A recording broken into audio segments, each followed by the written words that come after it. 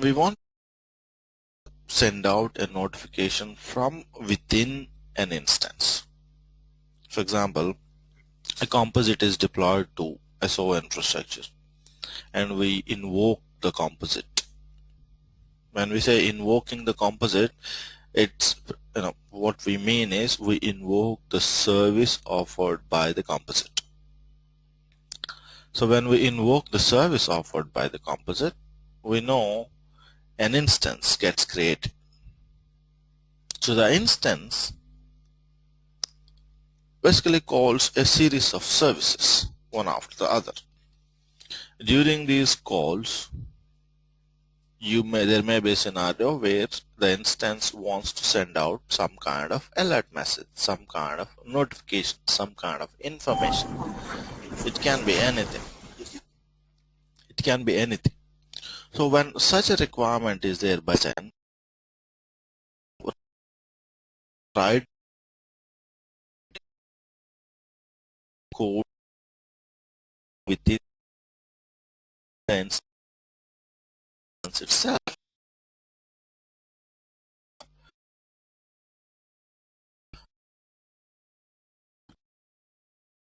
Going to use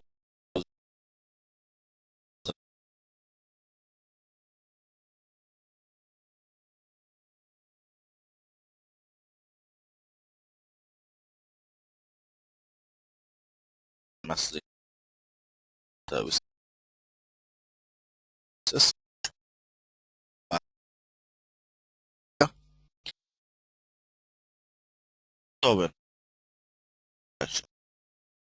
So issue it send out notifications user messaging within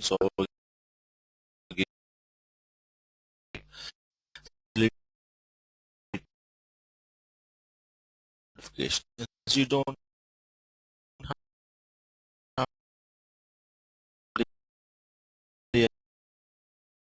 the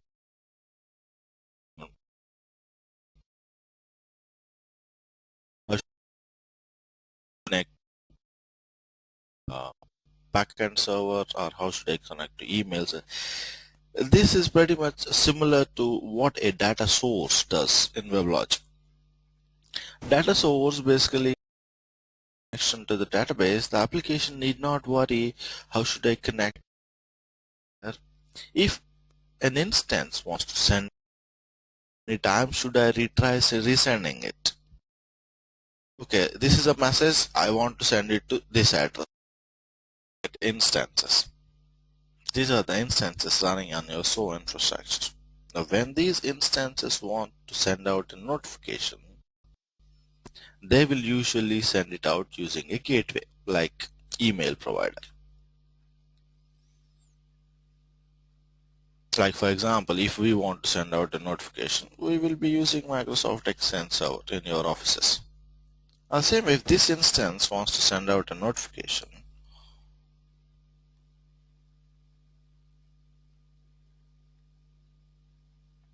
there is a slight disturbance somewhere. Is it from me?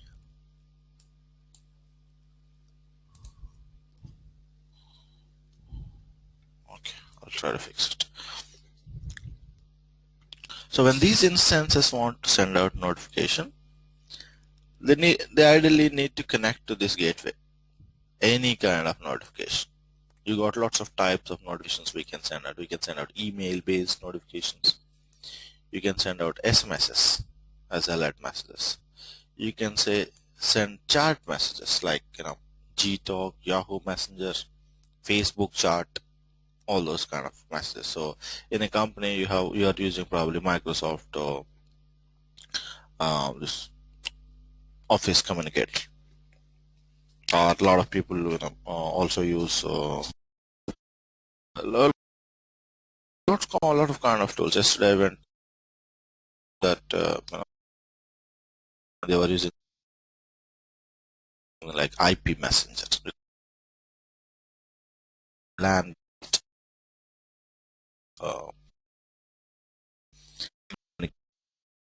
tool. It was pretty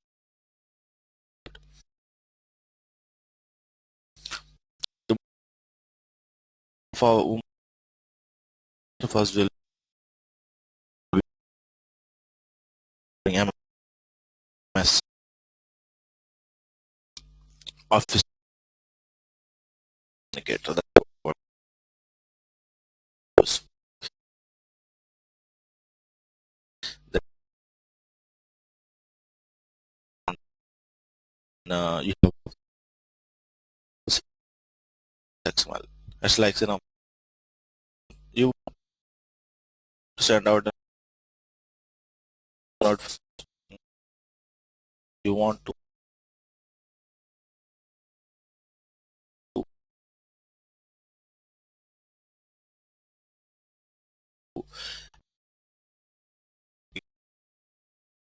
critical call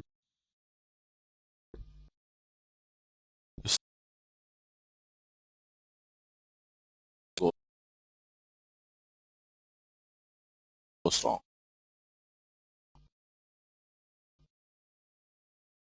Then proxy also will come there. So there are lots of types of notifications we may want to send out when something happens in the instance. For example, if it that's part of the instance step-by-step process itself, which is the one that will be taking care of connecting to the external gateway, sending it. But to connect to the architecture, we'll see this architecture, what it is.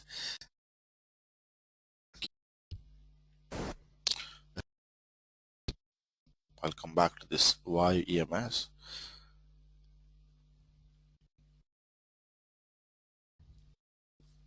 Just use zoom it.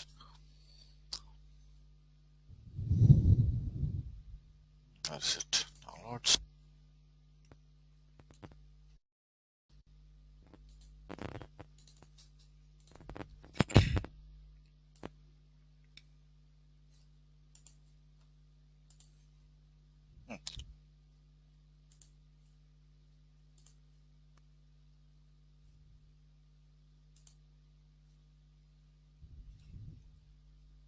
To see this one,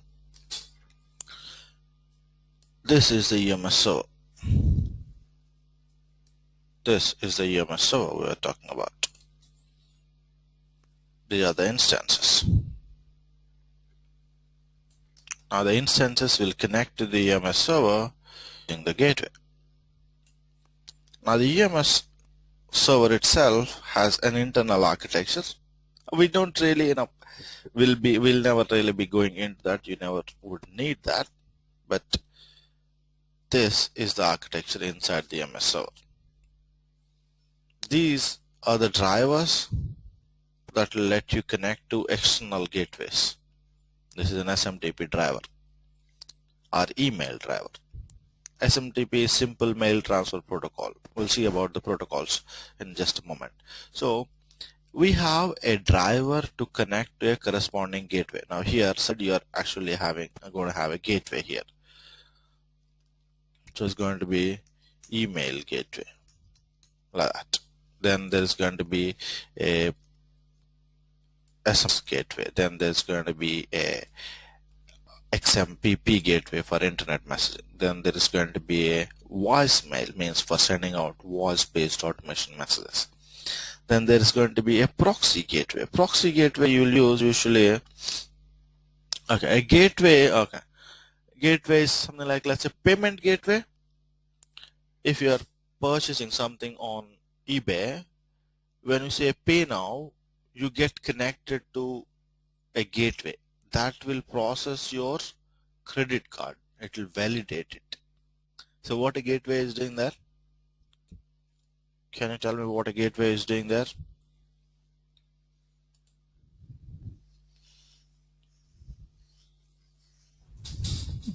Hello. Yeah.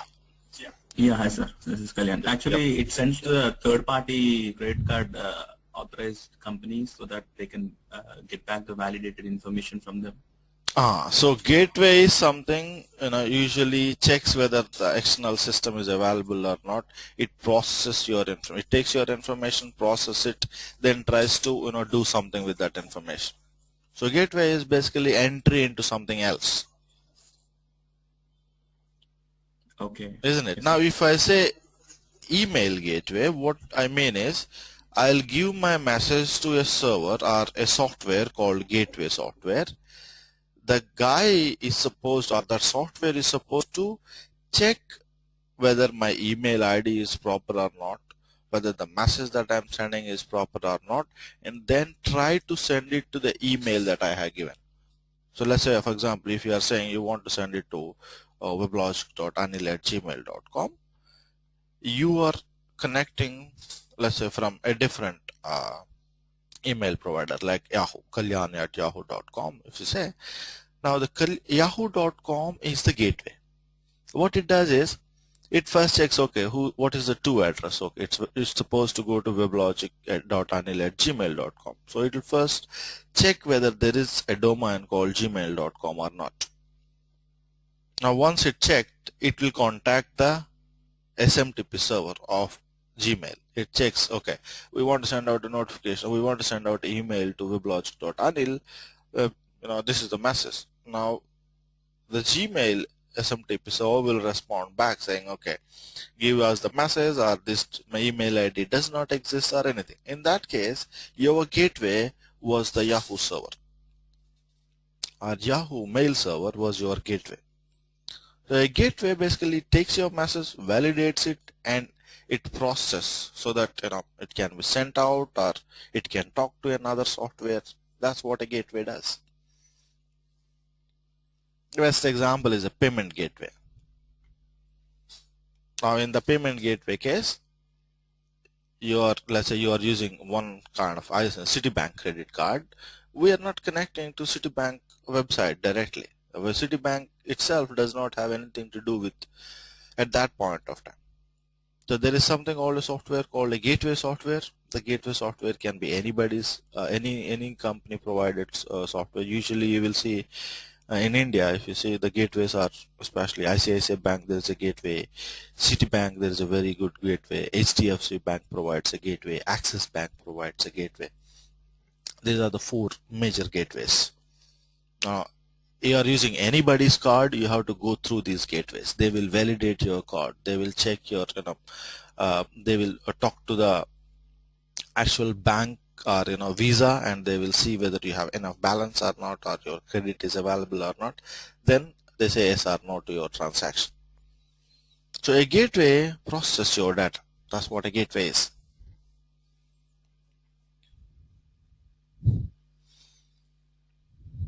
All right, excellent. Now here, just like a payment gateway, you have lots of types of gateways to do a lot of types of things. SMTP gateway, that's for sending emails. If you see the last slide, we are looking at two different things. See this one. There are boxes here. These are inside the UMS server. We will be talking about them later, but currently we are talking about a gateway which is outside our environment. The gateway is not something that we have inside our server. So we will be talking to one of the external elements called email server, which is usually SMTP. Same way SMS, XMPP, voice XML, proxy. These are now a proxy gateway here is now a lot of times an instance when wants to send out a notification. One way is to use one of these things directly. These gateways send out notification, but sometimes we may also want not to directly use the gateways connected to our SOA. Let's say there is another somewhere else SOA infrastructure. There is a UMS server on that SOA infrastructure. We want to send it through that UMS server, which means the one that I'm using here, my UMS server should connect to another UMS server which is available here on the right side. So I have to connect first to this. Sorry, I have to connect first to this and then to this. So the gateway I'm using becomes a proxy here. In this case, this one becomes a proxy because I'm not directly sending a notification through the server that I'm connected to. I means the instance. So the instance is not directly using any of these top 4 gateways. Instead, there is the similar setup somewhere else through that setup. Now this will be used especially if you have large SOA servers, large number of SOA servers. Now if you have large number of SOA servers, instead of configuring gateways at every server, you will simply configure a proxy gateway, and finally there is one SOA server that will send out to the external world. Now if you see this architecture, I have drawn gateways on the right side, and then there are also boxes inside the EMS server. This thing. Now these boxes are actually drivers.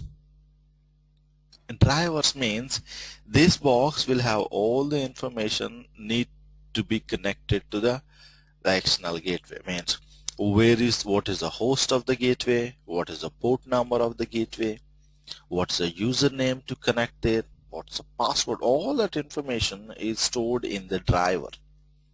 Now obviously for each type of gateway you have one driver, and it's the driver that manages the connection to the gateway. For example, managing the connection means, let's say we want to send out the notification. Assume the gateway itself is down. What are we going to do? Are we going to retry it? Are we going to abort it? Or if we have retried, let's say how many times we're going to retry. What am I supposed to do if the gateway says the username password is wrong? So that kind of connectivity to the external gateway is managed by the driver. So the driver knows the language of the gateway. How should I talk to the gateway? What language I should talk to the gateway? How should I deliver the message? How many times I should retry? All those things are configured in driver. So you have drivers for all the 4 types or 5 types. So there is an email driver, SMS driver, there is a XMPP, which is for internet messaging, chat messaging. Then there is a voice XML for voice-based calling outs. Then there is a proxy driver. These are the drivers that I was showing in the previous one. You see, this is inside the UMS server. Just next to these boxes is what you have the gateways. These are the gateways. Each of these gateways, the driver let you connect. Here.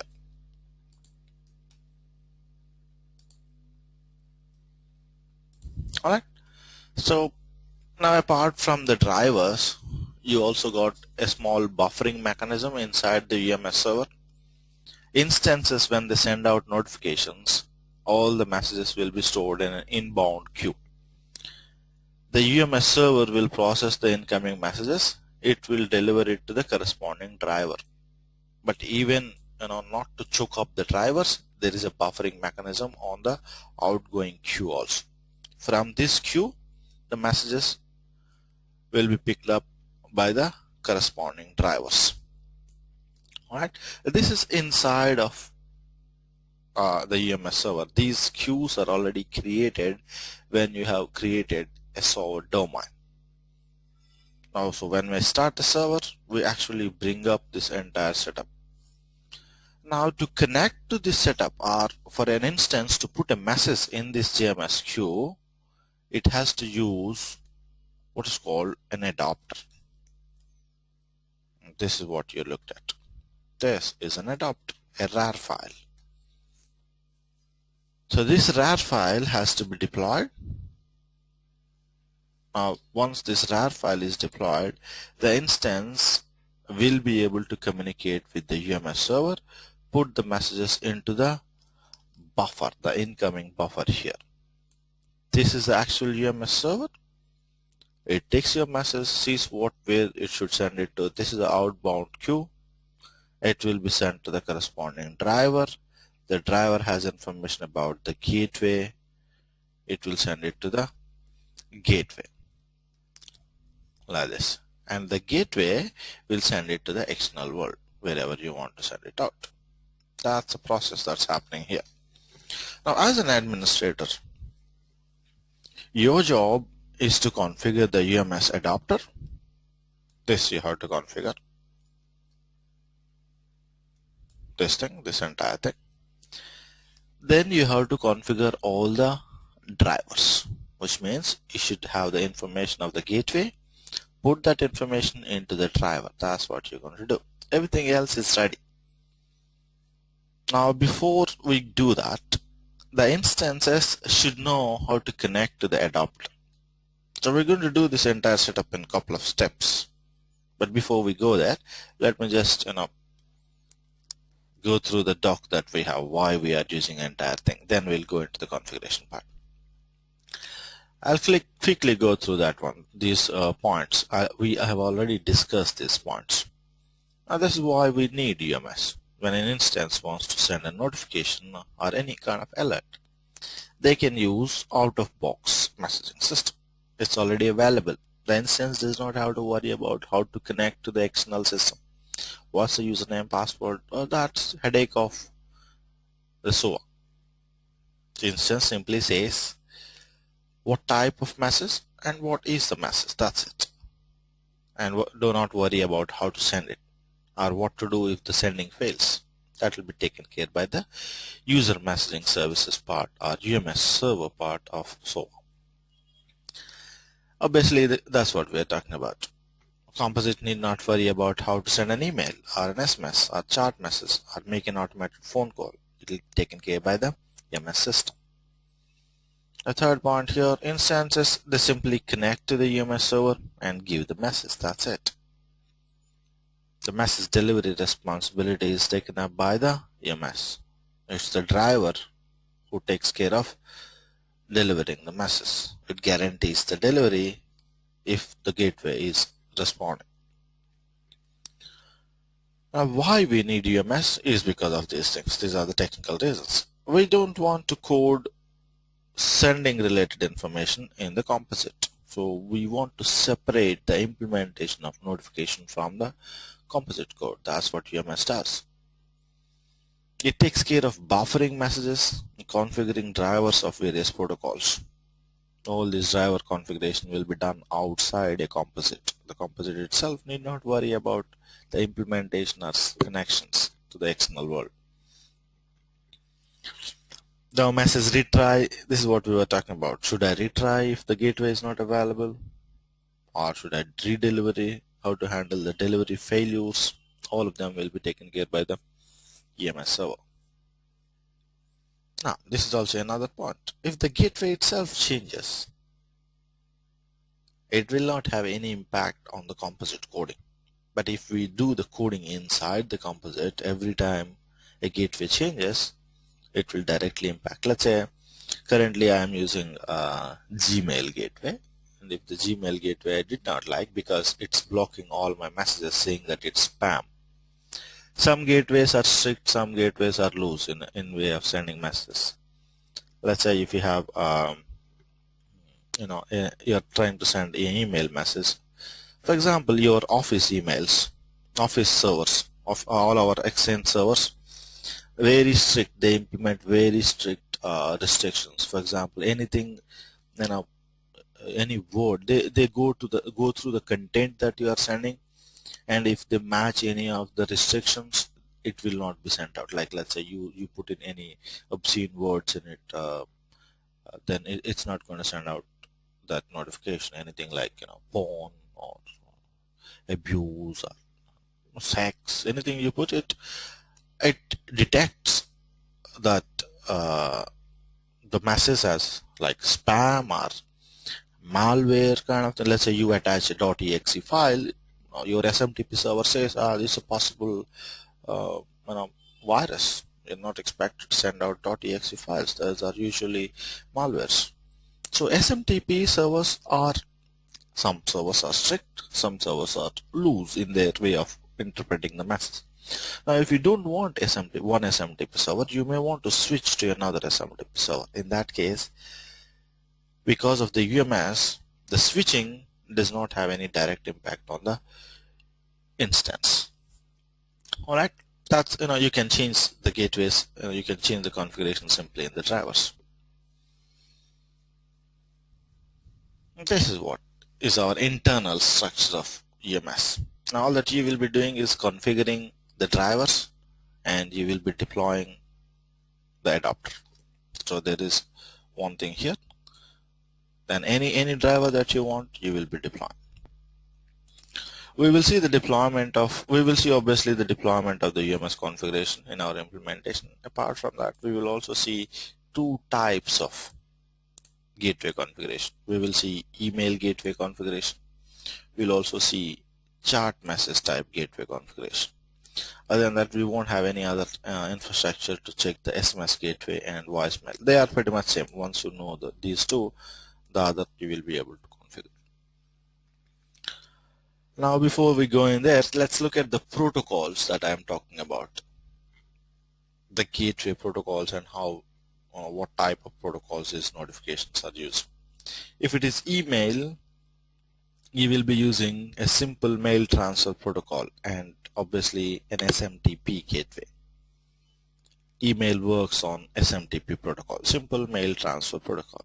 So the protocol says what should be the message structure. It's like, you should have a from address, you should have a to address, you should have a subject, there should be a body. That's what the SMTP protocol says. It gives the structure. Then SMS. It is actually based on SMPP protocol, which is called short message peer-to-peer protocol. You don't have to remember the expansions of these protocols, but if you do, it's good. Then there is a internet messaging chart. This is usually done by XMPP protocols, the extensible markup and presence protocol. Earlier, this XMPP was called Jabber protocol, Jabber. So you will come across this word Jabber also. When you come across this word Jabber, so it actually means internet messaging. So basically what happens is a Jabber protocol, or let's for example Google Talk. You are connected to Gtalk, I am connected to Gtalk. There is a Gtalk server like this. The Gtalk server, you use Jabber in Office, excellent. So that's basically internet messaging. There is a Jabber server somewhere, so in your office. So this is XMPP. So what we have here is we are connected. You are connected here. I am connected here. The Jabber server lets us talk to each other like this. When I put something in, the Jabber server takes it to your instance session. When you put something in, the Jabber server takes it to my session. It's like this all done by the XMPP protocol. And the chart that we are using here, it actually uses the XMPP of the GoToMeeting. This thing. And that's your protocol for internet messaging. So all charts services use the same XMPP protocol.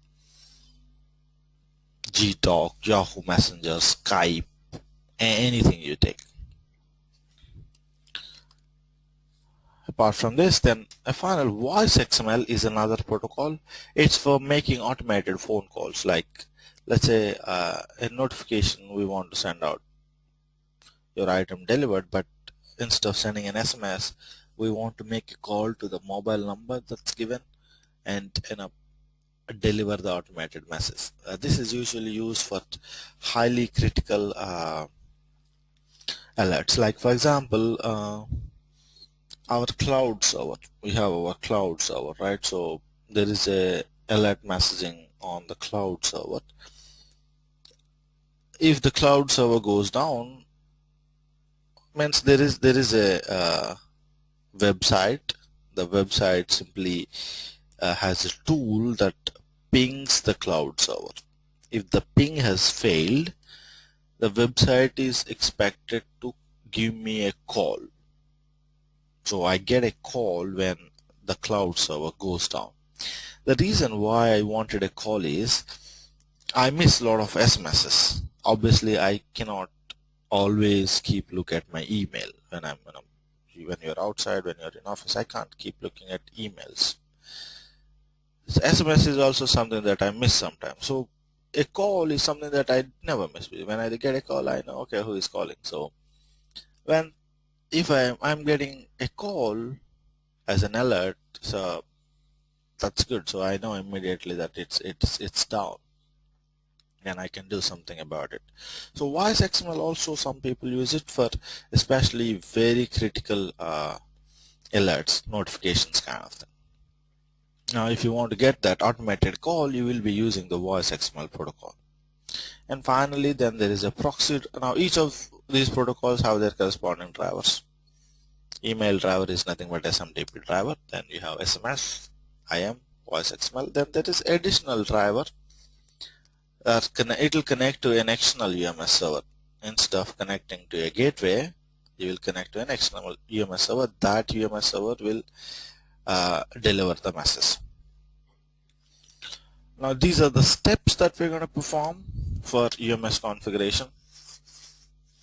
These are pretty, I've simplified it to the simplistic way of kind of thing. So UMS configuration is sometimes it can be confusing, but these are the actual steps you will be doing. All this time I was telling you about this step. You deploy the UMS adapter, you configure the required driver. These are the two steps I was telling you about. What I did not tell you about is the first step. The first step, we said the instance will use the deployed UMS adapter, and the driver that we have configured in the third step will contact the gateway. That's what I said. Now, but for the instance to talk to that UMS server using the adapter, it requires certain jar files, and that's what we are doing in step 1.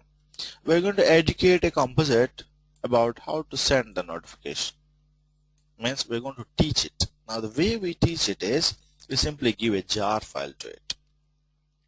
There are certain jar files. We give those jar files to the composites. Once we give those jar files to the composites know, okay, this is how I send a message. They will use the composite. They will connect to the adapter. The adapter lets you connect to the UMS server, which has internally the drivers. So from a configuration perspective, this is what you will be doing. First, you will be giving the jar files to the composites, or you will be giving the jar files to the WebLogic server. Second thing, you will deploy this adapter, UMS adapter.rar file. Third thing, you will configure the drivers. That's it. Now let's go ahead and configure it. So these are the steps I'm going to follow. These 4 steps. Keep a watch on these 4 steps in your midterm.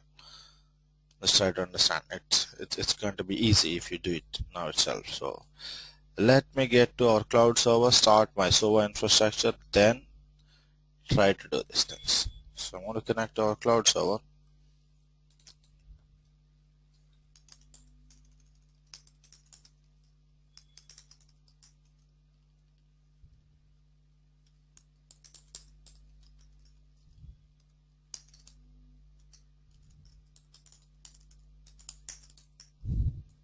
Now, by the way, the password for the cloud server has changed. This is the password.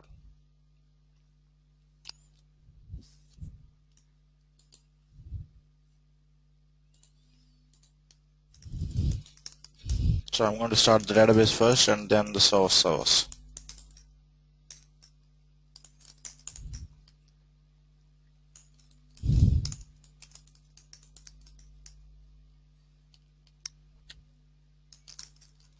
Setup.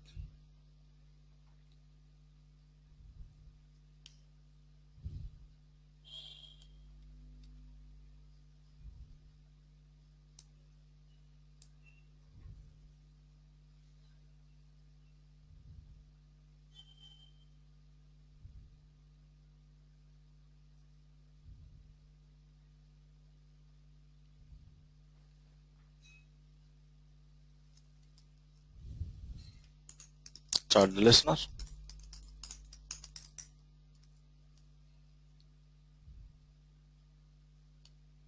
So listener is up.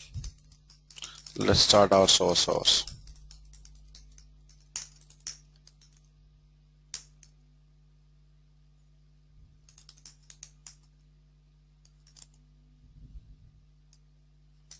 Oracle middleware. Choose a project, domains, and put so domain. Start admin.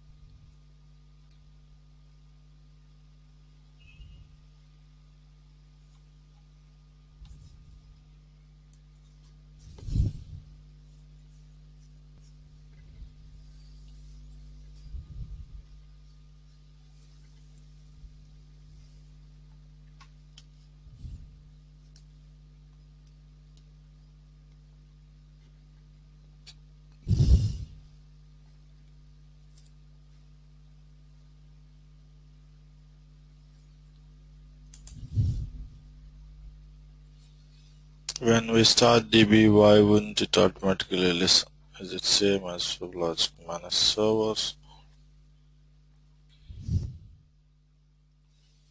Yeah, that's a good question. I don't know why it's not structured like that. It won't listen like that. Database is not designed to do that. So a database simply executes what was given to it. So you need a listener always. A listener is the representative of Oracle. Let's say the database is kind of it's behind the walls. It's doing all the heavy work, but there is somebody who is taking the requests, front desk. So you are the boss and you have a receptionist. Why do you have a receptionist? You can't do it on your own? No, I don't want to do it on my own. That's the structure they have. So a database always requires a listener.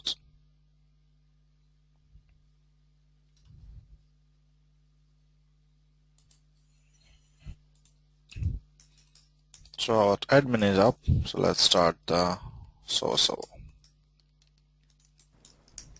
Hello. Yes. So, sir, like if a listener is not up, database will not run. Is that the case? No, it will run, but you won't be able to connect to it.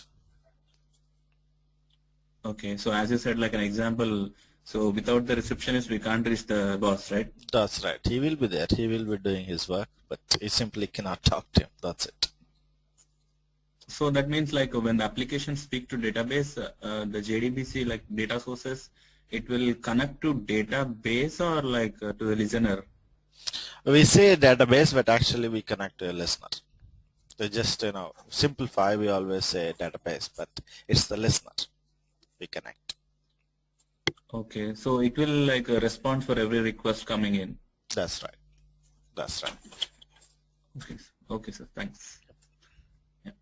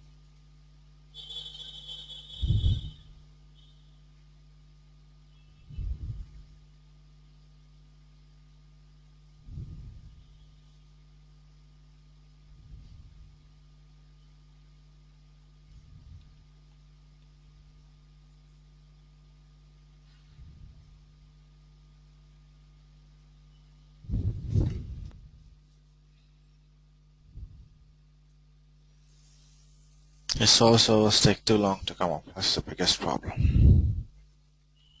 Okay, let's log into the Enterprise Manager in the meantime and also into the console.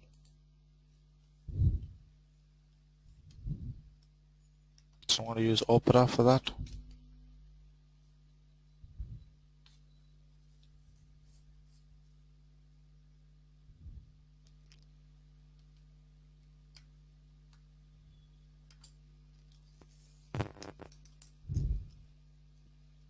Six. Subject manager. This is our Enterprise Manager. So admin 123. Let's also log into the console, WebLogic console.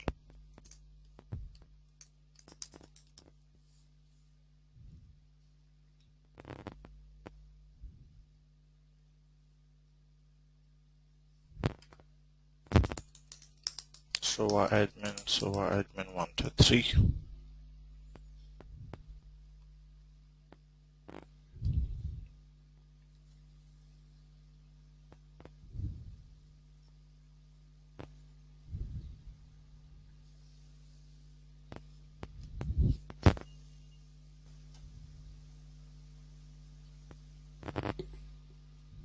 Alright, console is up and also our server is up.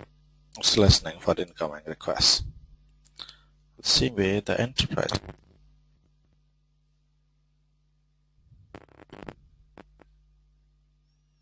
I need to get so up the composites. I'll be able to see about the instance. This is the set and instances. Context. Nothing. Oh, the instance data is only for 24 hours. I'll come there. Okay, so we have our SOA loaded. Now what we are trying to do is execute these three steps, or three steps there actually. The fourth step is actually testing. Step 4 is test the service. Three steps are the configuration steps. The first thing, you're going to educate the composite, which means you have to add the jar files to WebLogic. Now the easiest way to add there are multiple ways of adding jar files to WebLogic. The easiest way is to put the jar files in your domain home here. This is your domain home. Put it in the lib directory here. These two jar files are, whatever jar files, if you put it here and you restart the WebLogic server, it will pick up those jar files. It will add to the class path.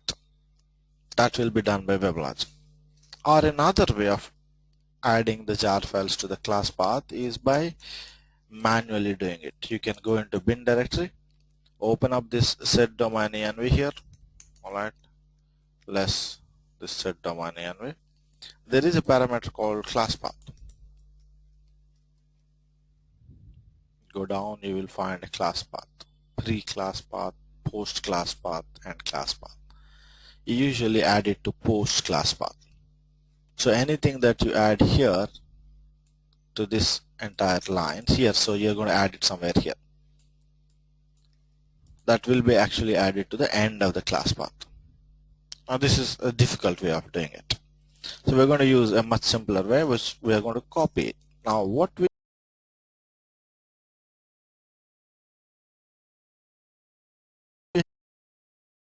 have to copy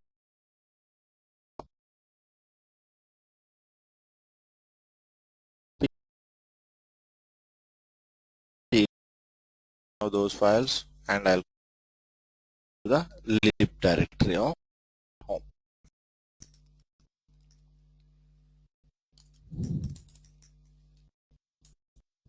So let's go to location. So let's go to Oracle. Oh, students -y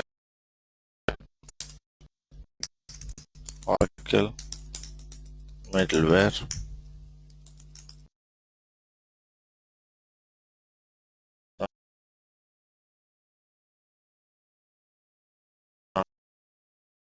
Underscore for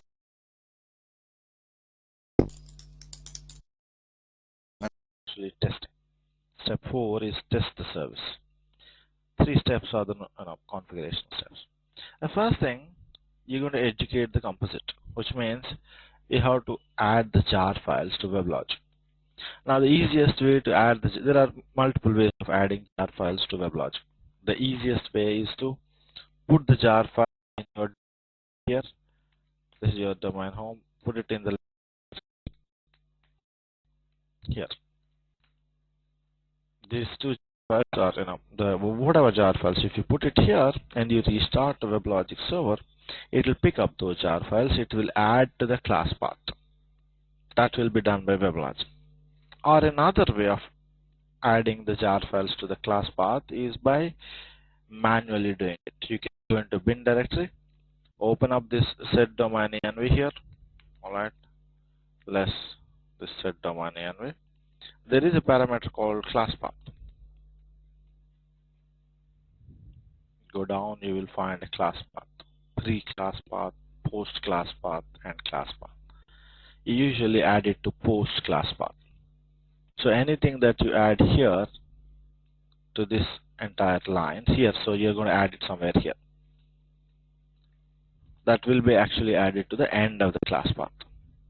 Now this is a difficult way of doing it. So we're going to use a much smaller way, which we are going to copy. Now copy is, there are two files we need to copy.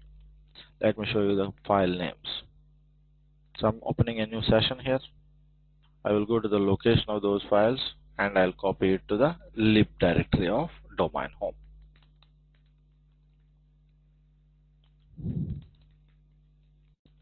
So let's go to location, students, or let's go to Oracle. Oh, students online SOA, Oracle, middleware, user underscore projects, domains, not inside domains, sorry, here under Oracle SOA. You will have communications module, Oracle SDP client. This, you see these two jar files, SDP messaging client.jar file, SDP messaging common.jar file. These two jar files is what we're going to copy. And where we're going to copy? We're going to copy it under this location. This is our domain home, and in here you got lib. We're going to copy it here. Currently there are no files, so I'm going to copy this one. So let's go to this screen,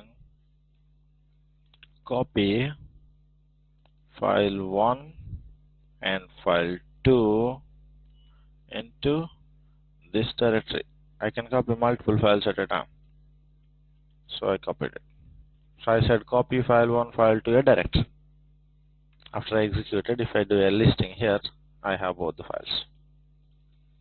So in this domain, any server we start, it will pick up these jar files, and that will be shown in the log. So when we bring up the servers, we want these two jar files up. So we will be looking at the log file and making sure these two jar files are added to the class path. I'll show you now how to validate. So that's step 1. It's simply adding the jar. EMS adapter is also a connector. So let's go to the console. If you see under deployment, our DB adapter is this one. It's a connector. It's a resource adapter. Means it lets you connect to a database. If you click on it, you will find the file corresponding to it. This is the file corresponding. What type of file it is? It is resource archive, RAR. All RAR files are always connectors. That's one way of saying that it's a connector. If you put it, you can actually put it as a var file also, though no difference at all. But we do it using RAR. We say it's RAR because we want to distinguish it. That it's a connector. It's not a regular Java program. It's a special Java program that lets you connect to something else. So the same way, UMS also has an adapter. The UMS adapter lets the instances connect to the UMS server. So you have to look into the deployments, and the UMS adapter is not deployed by default. So if you do a find here, let's say I'm doing a Control F, and on the left side is where my Control F is. So see this one. This is where I have my find tab. So search for UMS. You don't have any UMS red button here, red color. You can go through all this list of deployment. You will find certain UMS related things, but they are not adapters. See these things. These things are related to UMS. If you observe, this is actually the UMS server. These are the drivers. There is an email driver. There is an SMPP driver for SMS gateway configuration. There is a XMPP driver for chat communication. There is a voicemail for voice. There is an extension which is a proxy driver. Now if you observe these things, the drivers except the email driver, everything else is installed state, means the targets are not associated. Only for email driver you are seeing a target, which is means the driver is actually configured on our source server, and that's what you are seeing here on the enterprise manager. See this one. So when you target the server to a specific managed server, when you target the UMS application here, see this one. If you target this one, you will get this one. And if you target this one, you will get the second one. And when you target to multiple servers, you will have a server and a driver on all the servers. So here, I'm going back to the regular stuff. We are trying to deploy the adapter. So we need a RAR file of the adapter. All the adapters are in common location. One common location, that is here. Under Oracle SOA,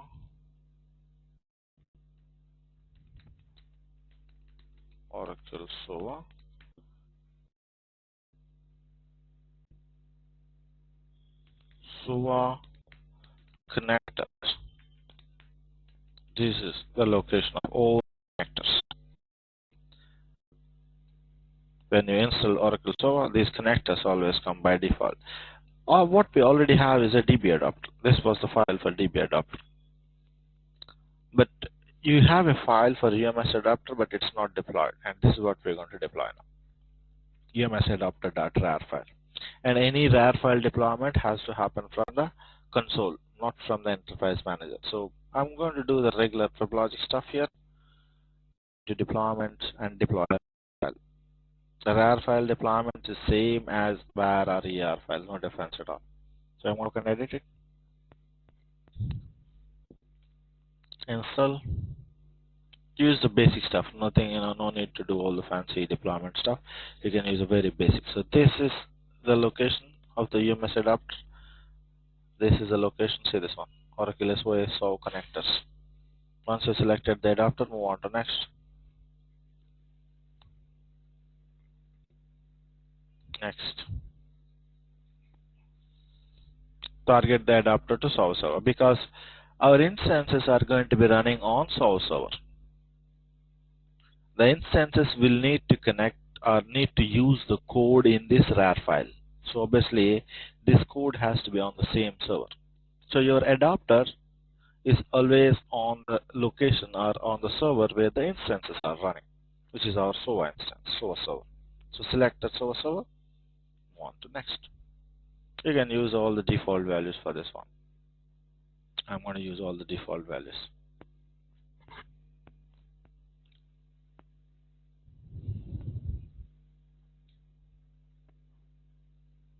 So it's deploying. Yeah, it's deployed. Now you can directly activate the changes. Let's say activate the changes.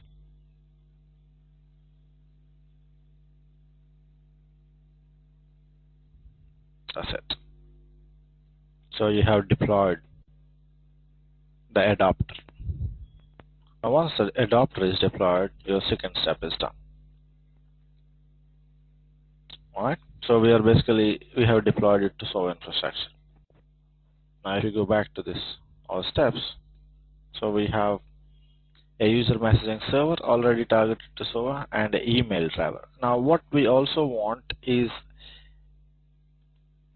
a chart driver. So let's also target the chart driver now itself. The reason why I'm doing everything at a time is we need to restart the server once the configuration is done. So we're going to restart the server after this configuration. So I'm doing everything at a time. So go into deployment.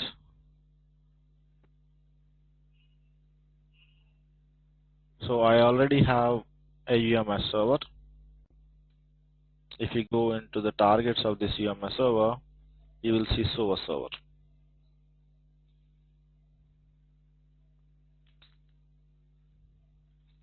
Targets. You see this one? This is server targeted to server. When you start the BAM server, you will see another EMS server also. It is targeted to both servers. The same way, have other adapter related files at the bottom. There is an email adapter which is in active state. Let's go into the targets and see the targets.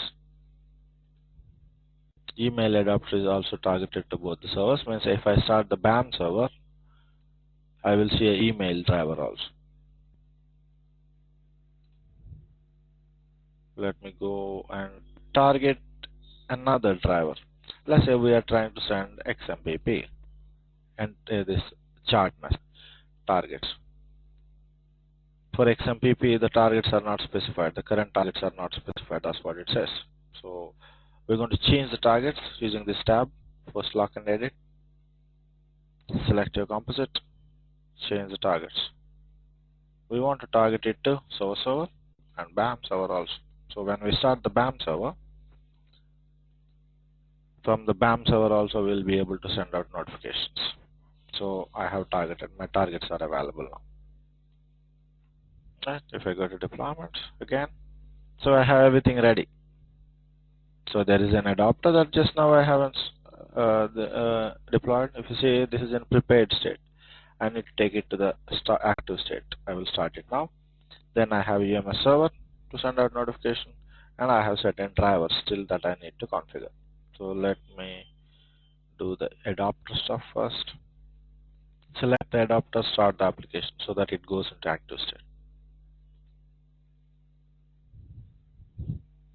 You will have this problem sometimes, this UMS adapter stopping at prepared state. So in your environment, if people complain that they are not receiving the notifications, make sure you go to this UMS adapter and see that it's active state. It's going into prepared state sometimes without notice. So now it's in active state. Now going back to the steps. So now I have copied the jar files. I'm good. I have deployed the UMS adapter and it's in active state. I have enabled the drivers. I did not configure the driver set. The first driver that I'm going to configure is email driver. The second driver that I'm going to configure is chart driver. Then we will test both the drivers later. Alright. The reason why I'm doing everything is I need to restart the server. So we want to do the restart only once. If I do email once and chat once, we'll be doing a restart twice, which is again not time taking. So I'm configuring everything. Testing we will do one after the other. So let's configure the email driver. What is the driver configuration will have? It will basically have the external server information. If you see it here, this is the driver that we are configuring. It's expected to have the gateway information here. This is what you are configuring. It's supposed to have the email gateway information.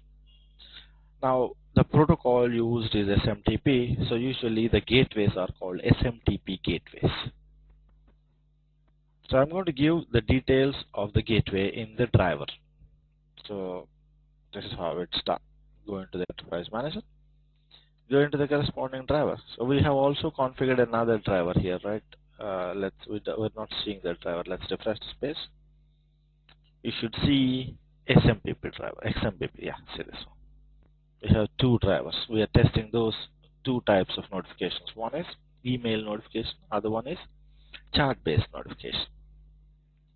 Now let's tell about the external gateways to these drivers. So first let's tell to the email driver about the gateway it's expected to connect to. Click on that one. This is all statistics of gateway. You use the same mechanism, the drop down here. Alright. You go into email driver properties here. Select the email driver properties.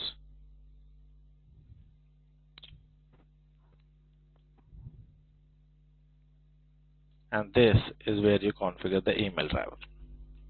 You don't have to worry about all this stuff at the top, the common configuration,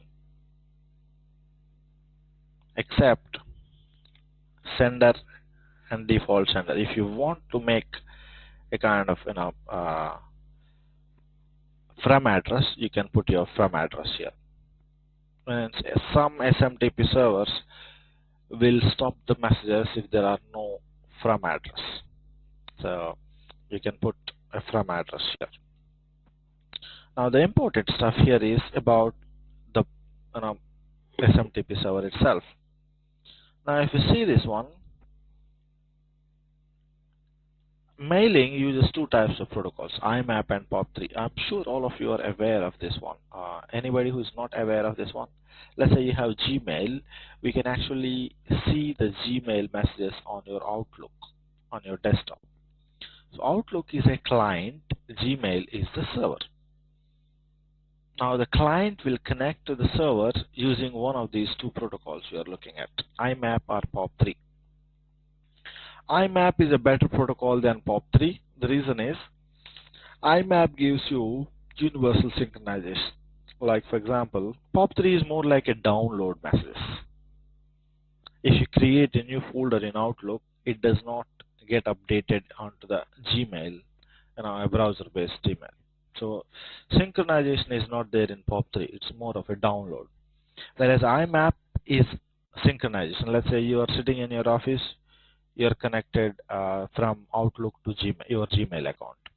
Then you come home and you, from your personal laptop, again you have installed Outlook and then you connect it to Gmail server. Now if you do anything at your house and tomorrow morning if you go to your office, the changes will be reflected.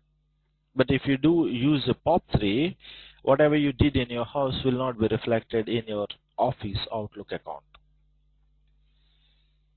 Alright, here Outlook I am using only as a client. The server is Gmail server, but most of the times in offices, Outlook is the client and the Exchange server is the SMTP server.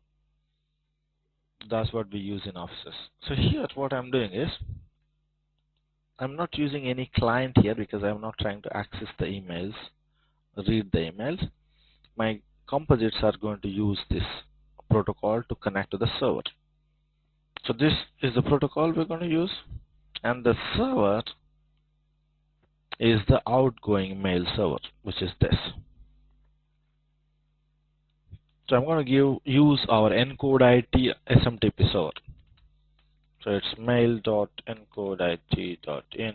That's SMTP server of encode.it. This is pretty simple stuff. So encode.it.in. Let's see if I have to have webmail. This is encode.it webmail. All websites nowadays have webmail, so it's pretty easy to get a webmail. You see this one. I have an email ID on my server like anil.k@encode.it.in, let's say, alright, with the corresponding password. I'm logging into an email of my own account. So I can read emails using any of these clients. These clients like Outlook, Horde is one client, Roundcube is one other client, Squirrel Mail is a client. The client is different from a server. Server manages how to send it, where to send it, whereas a client manages how to show you the messages. So if I read it through Horde, it has a type of interface. Roundcube has a type of interface. This is interface that I will get on my own server. Alright.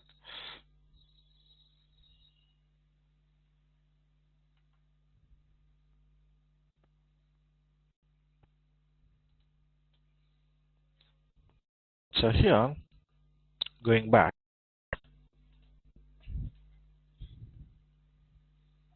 that is the email server that we are connecting here. Will encode it.in. That email server is running on port number 25. How do I know the port number? I just asked the customer care. I called my mail hosting provider. They give you all the details.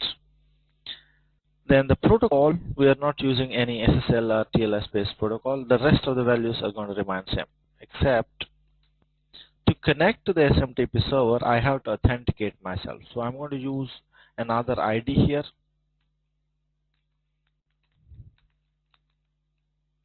This is one ID that I've been using, one of my colleagues' ID. So this is ID with the password. Now what happens is our driver is going to use this username and this password. It will connect to the SMTP server. It will authenticate itself. Means the SMTP server cannot allow anybody to connect to it. The SMTP server will allow only authorized personnel to connect to it and send emails out.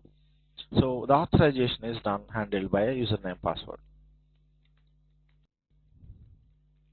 When you are practicing, you can use this username password. This is username is Deepika at encodeit.in. The password is encodeit123.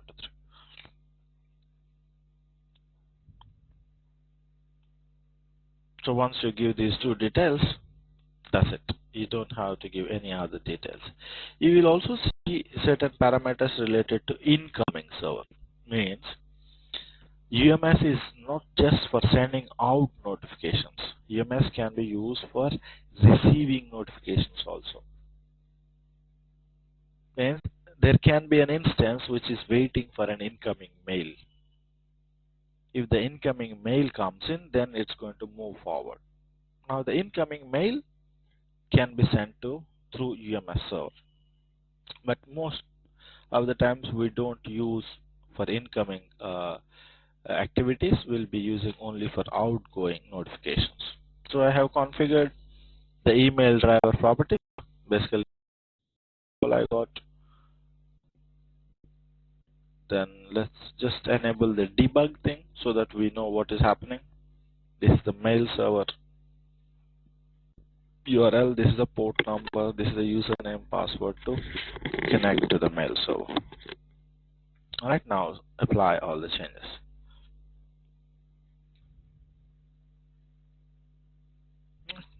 So once you apply it, you're good.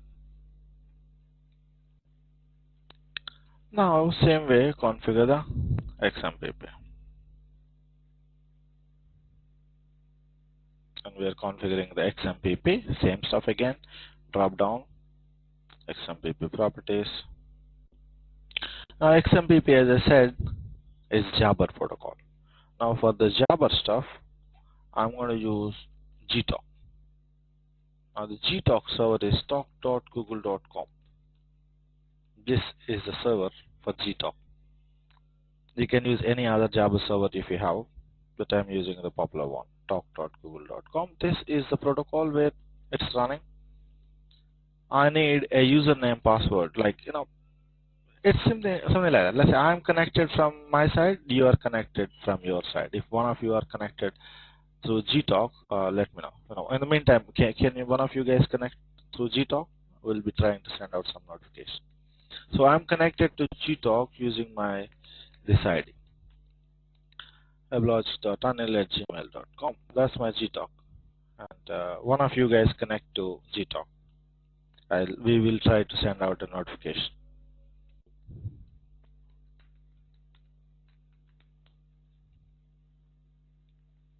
So username, password, nothing else. You don't have to change anything else. That's it. Change is done. So apply. Now once the changes are done, you need to restart the server.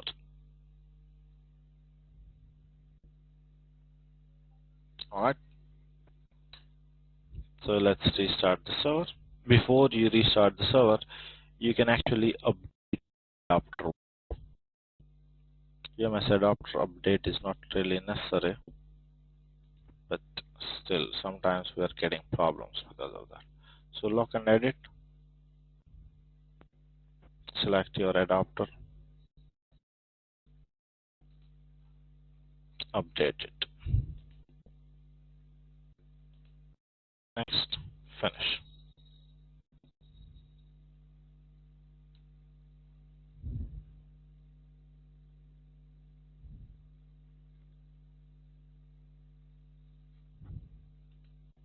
Activate the changes.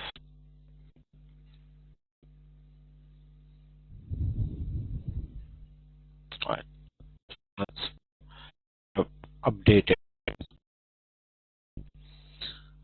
Now the final thing is to restart the source. So I'm going to restart the source, then we're going to test it.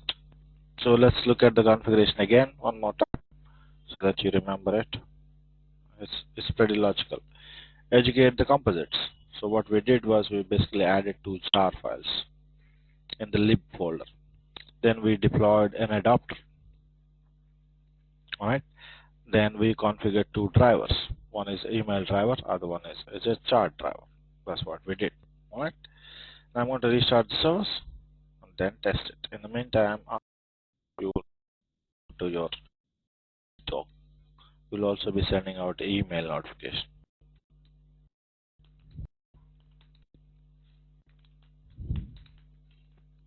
And give me the user ID, whoever you logged in. Projects, domains, encode DML.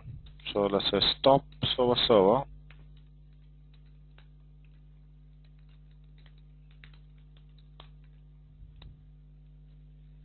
So server is coming down.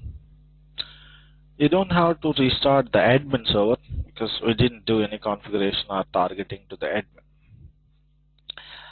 That's theoretically it should work, but sometimes if you don't start the admin, it may not work. Means after only restarting source server, if you still see that it's not working, you may want to restart the admin also sometimes.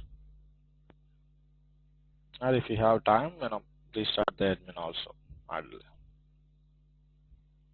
Usually admin server does not take too long to restart.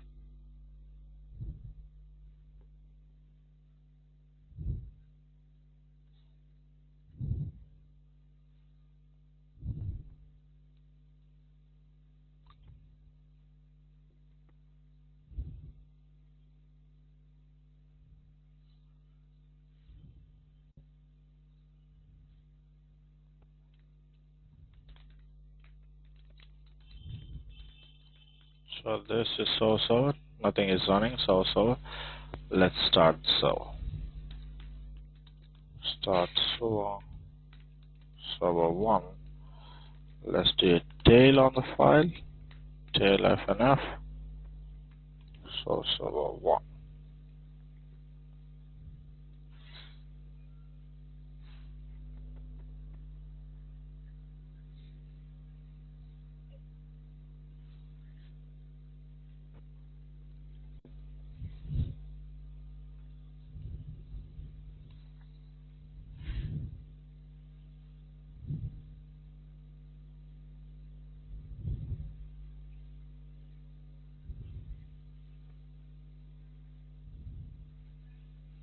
It's coming up.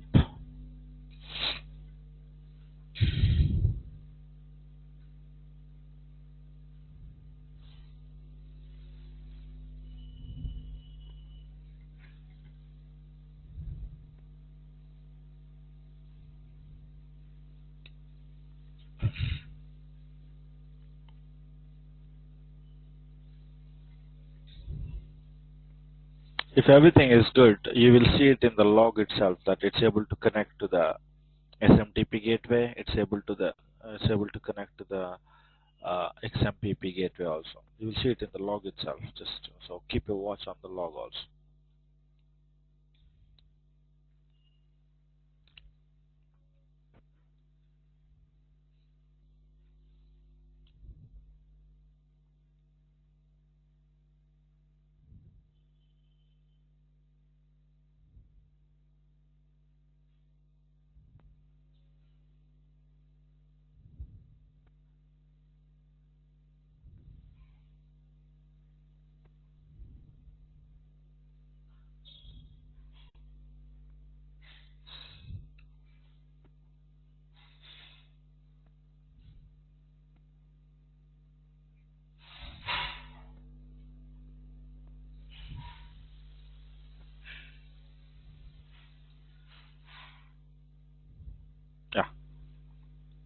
You see, this is your XMPP. If it gets connected to XMPP, basically I logged into what we say GTOC. These are all my connections.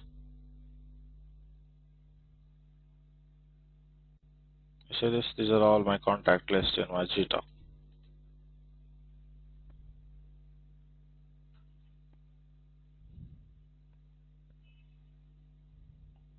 If you're not able to connect, if you give some username password wrong, you will see an error here. Cannot connect to XMPP server or that.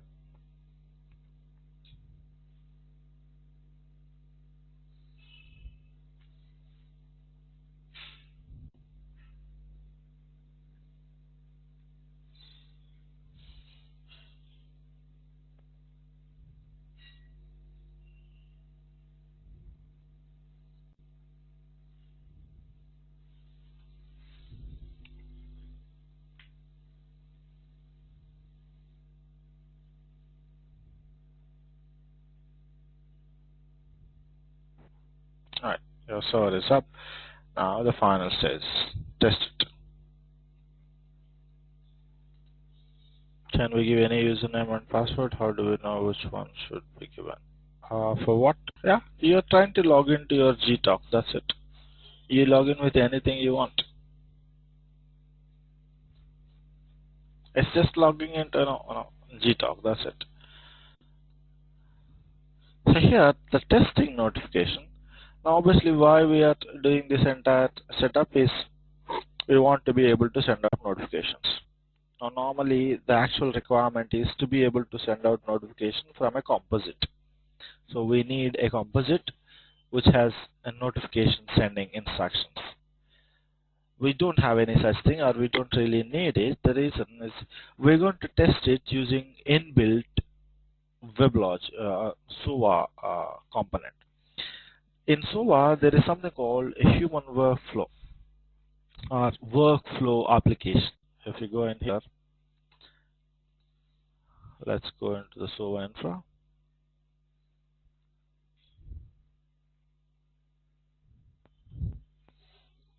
We're going to use an inbuilt application to test it. So if you see here, SUA infra, this is only testing.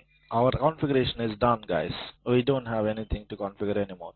We're doing a testing, and for testing we are using the internally available application. If you see under SOA administration, there is a workflow application, and the workflow application has a configuration. So what we're going to do is we are going to ask this workflow application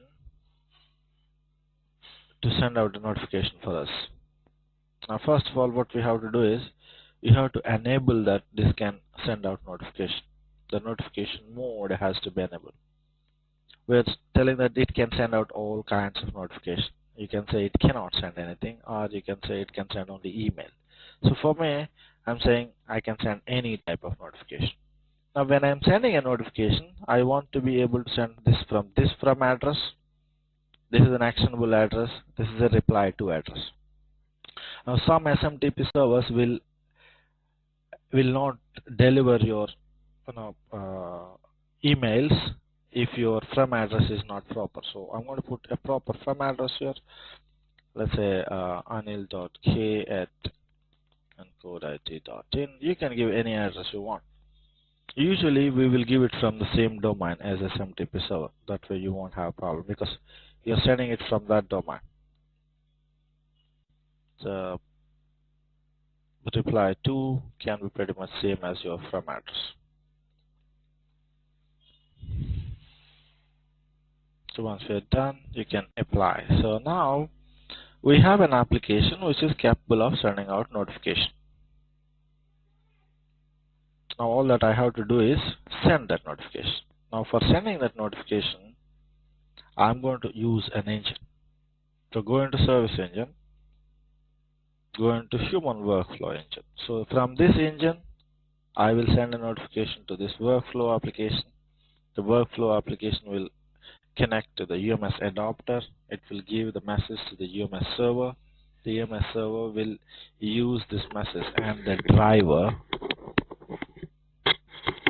email driver to send out the notification. So in the human workflow here, there is a notification management. So go into the notification management of that notification. This is what we're doing. Click on the test notification. You can send any type of notification here. So we're going to send it to some of you. Let's say, give me one of your IDs who is online. Kind of. All of you are online. Give me anybody's ID. Can I send it to you, Kalyan? Kalyan, what's the email? 1790, is it?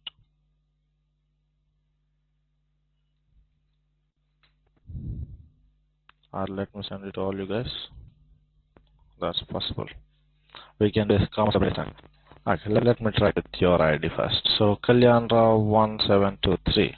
Send it first. So let me send it to this. What type of message it is?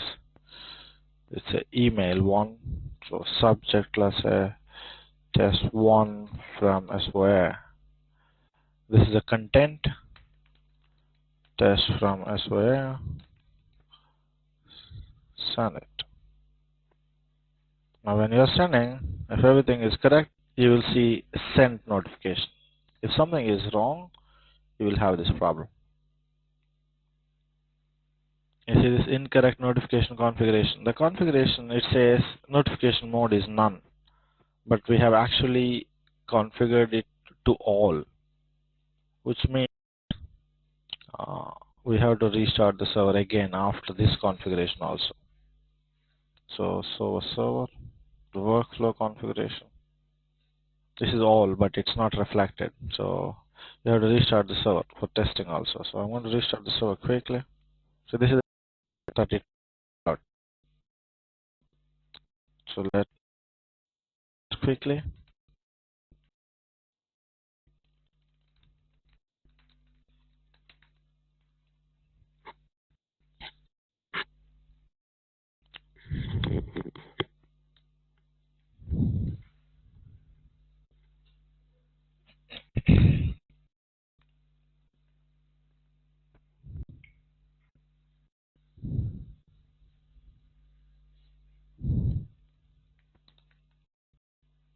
Start it again.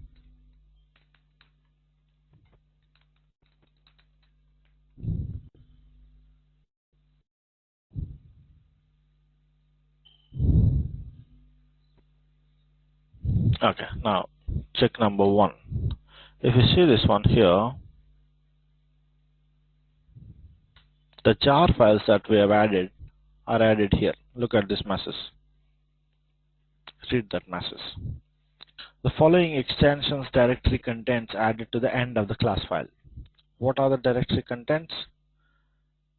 SDP messaging client.jar file. This is one jar file. SDP messaging common.jar file. Both of them are from lib of your domain home. Alright, so that's what our first step was. Then check it again.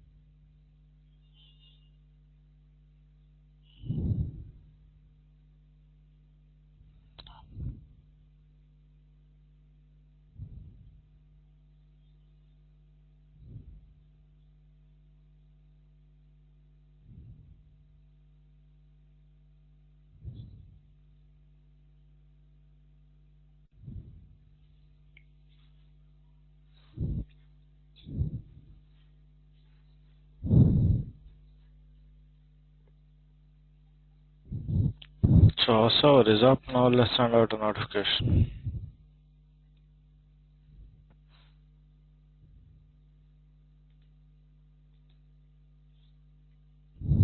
So here, let's refresh this page.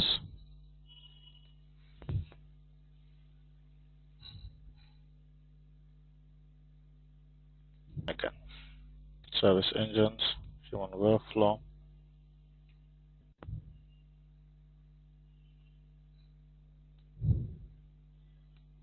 notification management,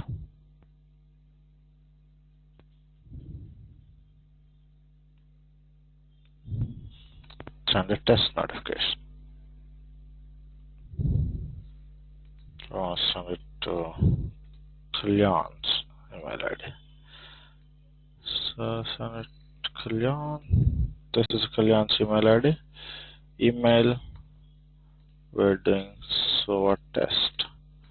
Test 2 or test 1 failed. So we're doing test 2. So send it. You see this one? Sent here. Now go into the log file. Here it's trying to connect to the host. That's what it's doing. Something went wrong.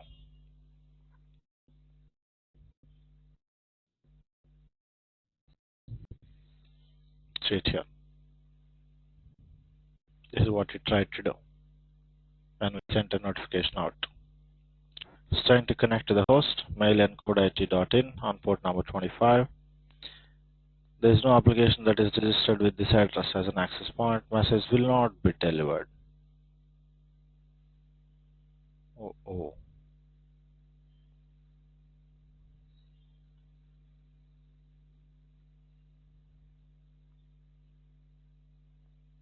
You see this one? I think this is a problem here. There is no application that has registered this address.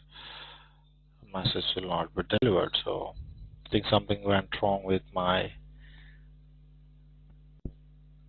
mail server. This is our mail server from address. We tried to send it from anil.k@encodeit.in.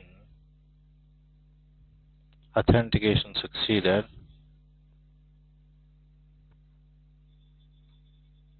We got a response code 52552. Messaging exception. So the SMTP server somehow rejected the message. This is the error. Oracle STP messaging driver, email driver. Unexpected exception. Can't send command to SMTP host. So it's a broken pipe. Now the broken pipe errors sometimes, they just get corrected after restart, or you may want to change the configuration a little bit. Let's try to resend it. Test 3.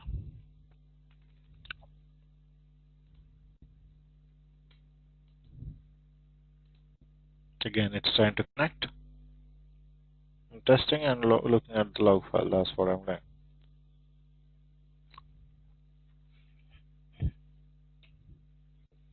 Connected.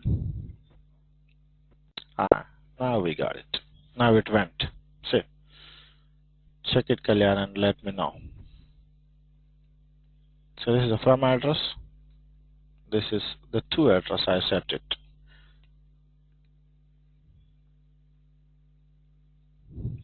Kalyan, can you check it and tell me if it's you got it. Excellent. Anybody else wants to receive a message? Who else we have on the chat?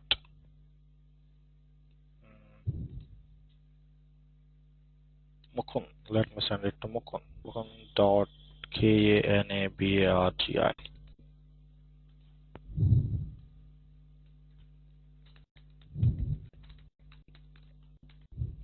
Are you there, Mukund?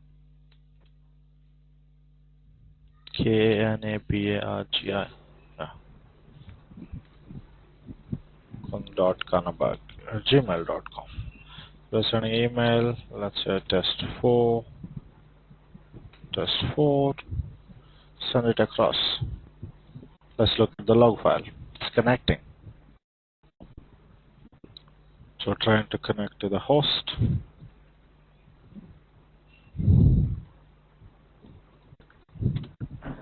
Yeah. We're sending from, this is to address. Check it and let me know if you got it.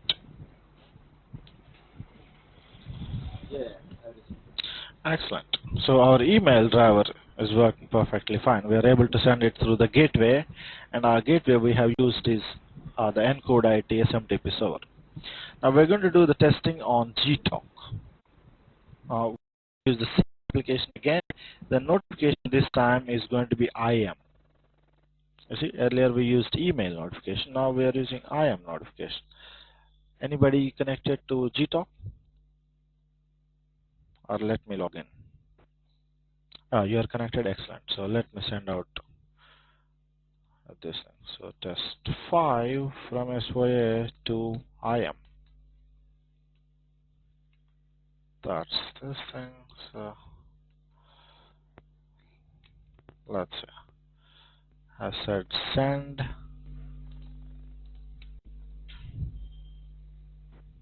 It's not working. 503 error.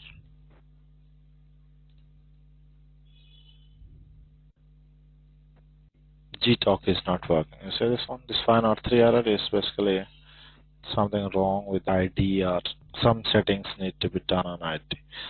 Let me send it again. Again 503. I need somebody else to log in, or let me log in. Google Talk. I think certain settings in our emails are causing sometimes not to receive the message. Let's say I'm logging in with another ID, Anil Kintala, that I have. Flash car.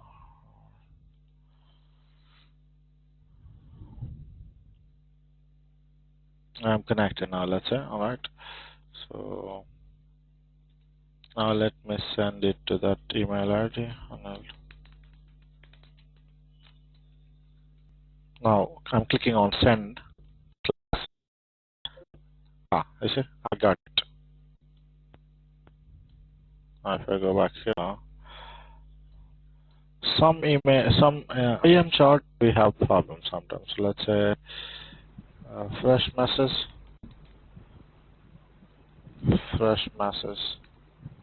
send it across. I'm able to get it here as I am. So what else? Anybody else logged in? Message 1, send it. I'm getting message 1. So I got message 1 here. I guess I reduced the cheat of maybe that's why I was not. What's that, Mukund? I said probably I had not added it to cheat of. Yeah, that's a problem. Yes, I think that's a reason. Yes, that's correct. We have seen that behavior also. It has to be between. You cannot send unsolicited messages. Basically, we have to add your ID, and then can you add my ID here? weblogic.anil@gmail.com. Add this one to your this thing. Add this one. Yeah, you are added. You added? Okay. Should I send out a notification to you, or is it not necessary? Let's say message 3 mokun.kanabari Kanaberg, is it? Kanaberg, yes.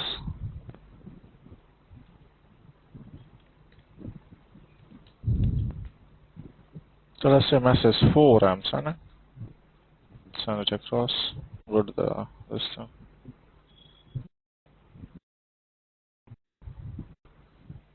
Did you?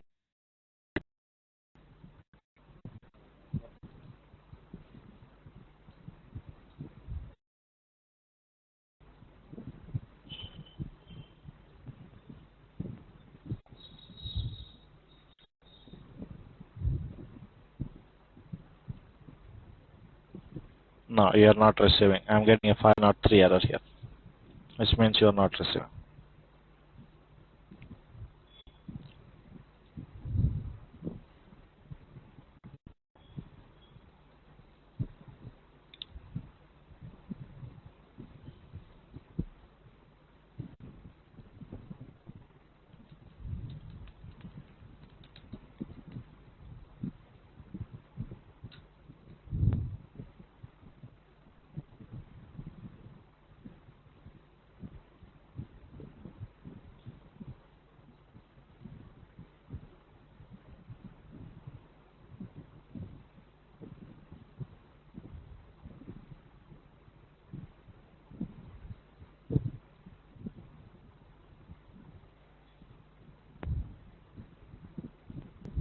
So 7, let's say, again we'll send it.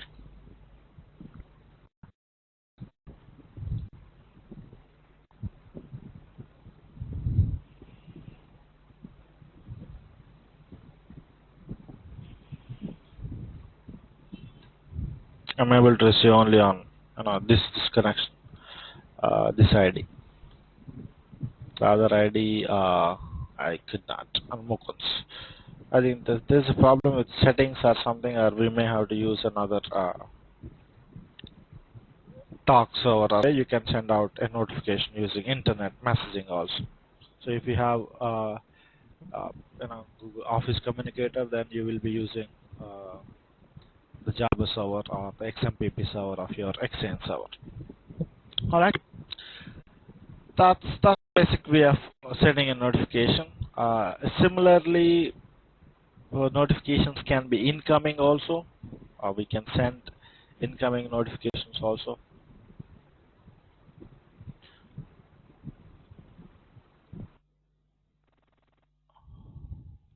All right, so here.